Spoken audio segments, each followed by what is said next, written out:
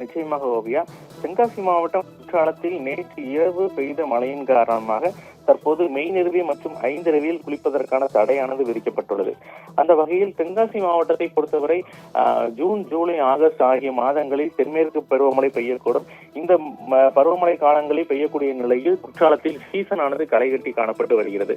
அந்த வகையில் தற்போது குற்றாலத்தில் சீசனும் களைகட்டி காணப்படக்கூடிய நிலையில் குற்றாலத்தில் உள்ள மெய்நிறுவி, ஐந்தருவி, பழைய குற்றாலம் உள்ளிட்ட அனைத்து அருவியிலும் தண்ணீர் வரத்தானது சீராக கொட்டி வரக்கூடிய நிலையில் நேற்று இரவு திடீரென சாரல் மழையானது மேற்கு தொடர்ச்சி மலையின் உட்பகுதியில் அதிக அளவு பெய்துள்ளது.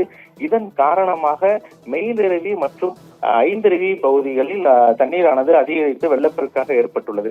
இந்த வெள்ளப்பெருக்கு காரணமாக சுற்றுலா பயணிகளின் பாதுகாப்பு கருதி அங்கு குளிப்பதற்கான தடையானது விதிக்கப்பட்டுள்ளது.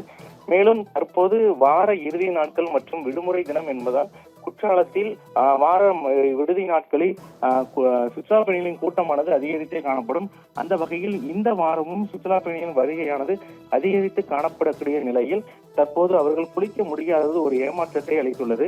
ஆனாலும் புலியருவி மற்றும் சிற்றருவிகளில் குளிப்பதற்கான அனுமதி வழங்கப்பட்டுள்ள நிலையில் சுற்றுலா பயணிகள் தற்போது அங்கு படையெடுக்க தொடங்கியுள்ளனர் என்றே கூற வேண்டும். தற்போது வெள்ளப்பெருக்கு வடியும் பட்சத்தில் குளிப்பதற்கான அனுமதியானது விரைவில் வழங்கப்படும் எனவும் மாவட்ட நிர்வாகம் சார்பில் தெரிவிக்கப்பட்டுள்ளது என்பது குறிப்பிடத்தக்கது. ஓவியா, தங்களுடைய கூடுதல் விவரங்களுக்கு நன்றி சம்பத்.